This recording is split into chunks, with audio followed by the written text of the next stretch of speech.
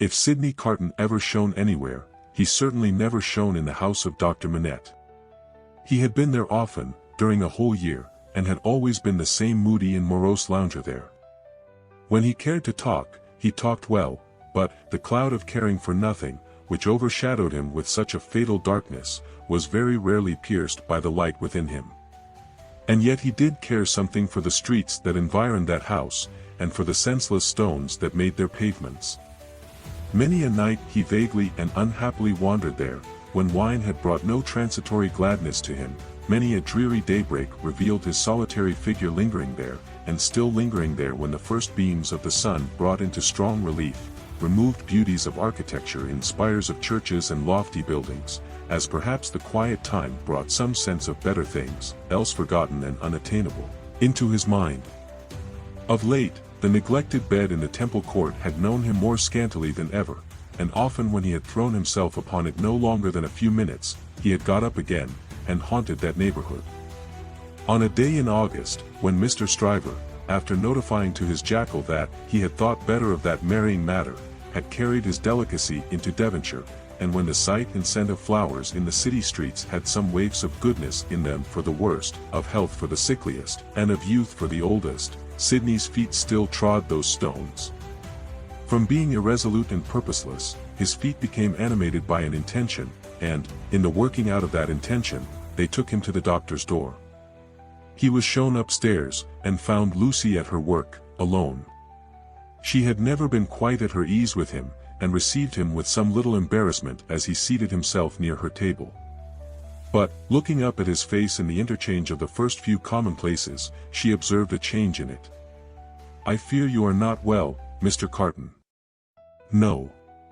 But the life I lead, Miss Manette, is not conducive to health. What is to be expected of, or by, such profligates? Is it not forgive me, I have begun the question on my lips, say pity to live no better life? God knows it is a shame. Then why not change it?" Looking gently at him again, she was surprised and saddened to see that there were tears in his eyes. There were tears in his voice too, as he answered, "It is too late for that.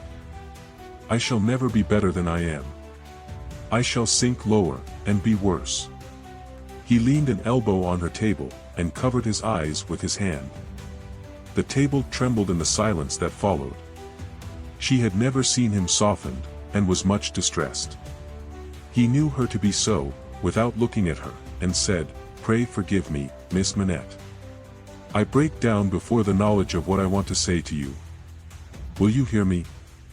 If it will do you any good, Mr. Carton, if it would make you happier, it would make me very glad. God bless you for your sweet compassion." He unshaded his face after a little while, and spoke steadily. "Don't be afraid to hear me. Don't shrink from anything I say. I am like one who died young. All my life might have been. No, Mr. Carton. I am sure that the best part of it might still be. I am sure that you might be much, much worthier of yourself. Say of you, Miss Manette, and although I know better, although in the mystery of my own wretched heart I know better, I shall never forget it." She was pale and trembling. He came to her relief with a fixed despair of himself which made the interview unlike any other that could have been holden. "If it had been possible, Miss Manette, that you could have returned the love of the man you see before yourself flung away, wasted, drunken, poor creature of misuse as you know him to be, he would have been conscious this day and hour, in spite of his happiness, that he would bring you to misery, bring you to sorrow and repentance, blight you, disgrace you, pull you down with him. I know very well that you can have no tenderness for me, I ask for none, I am even thankful that it cannot be. Without it, can I not save you, Mr. Carton? Can I not recall you, forgive me again, to a better course? Can I in no way repay your confidence? I know this is a confidence," she modestly said, after a little hesitation, and in earnest tears, "I know you would say this to no one else. Can I turn it to no good account for yourself, Mr. Carton?" He shook his head. "To none. No, Miss Manette, to none. If you will hear me through a very little more, all you can ever do for me is done. I wish you to know that you have been the last dream of my soul. In my degradation I have not been so degraded but that the sight of you with your father, and of this home made such a home by you, has stirred old shadows that I thought had died out of me. Since I knew you, I have been troubled by a remorse that I thought would never reproach me again, and have heard whispers from old voices impelling me upward, that I thought were silent forever.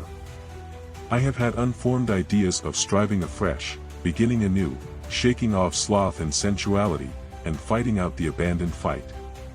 A dream, all a dream, that ends in nothing, and leaves the sleeper where he lay down, but I wish you to know that you inspired it. Will nothing of it remain? Mr. Carton, think again. Try again. No, Miss Manette, all through it, I have known myself to be quite undeserving.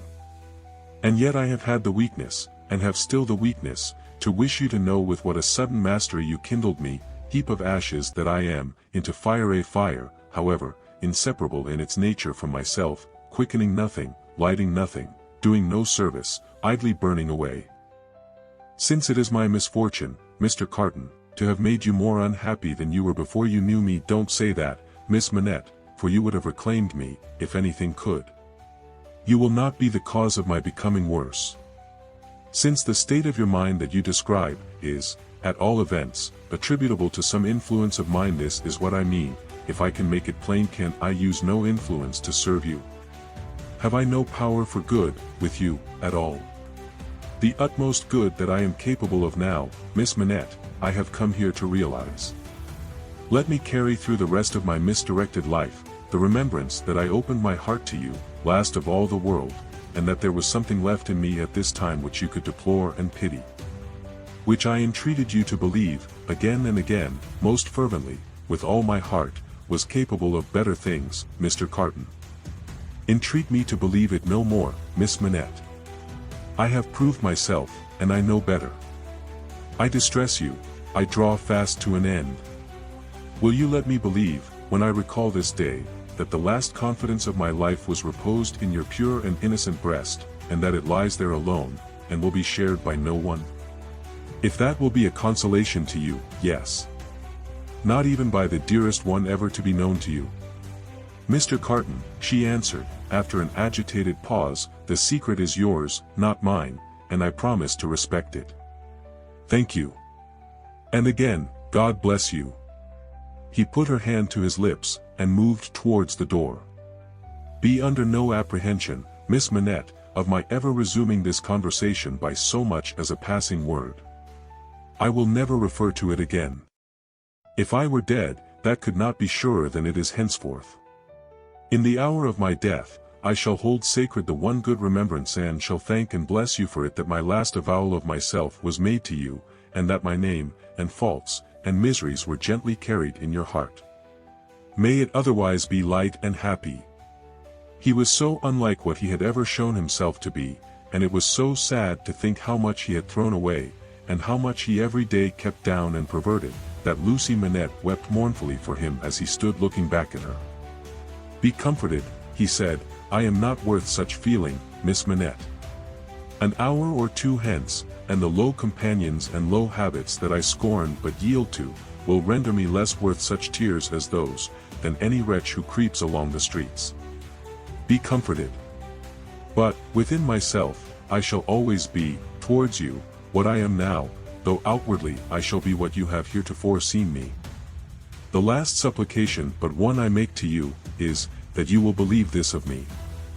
I will, Mr. Carton. My last supplication of all, is this, and with it, I will relieve you of a visitor with whom I well know you have nothing in unison, and between whom and you there is an impassable space. It is useless to say it, I know, but it rises out of my soul. For you, and for any dear to you, I would do anything. If my career were of that better kind that there was any opportunity or capacity of sacrifice in it, I would embrace any sacrifice for you and for those dear to you. Try to hold me in your mind, at some quiet times, as ardent and sincere in this one thing. The time will come, the time will not be long in coming, when new ties will be formed about you, ties that will bind you yet more tenderly and strongly to the home you so adorn, the dearest ties that will ever grace and gladden you. Miss Manette, when the little picture of a happy father's face looks up in yours, when you see your own bright beauty springing up anew at your feet, think now and then that there is a man who would give his life, to keep a life you love beside you. He said, "Farewell," said a last, "God bless you," and left her.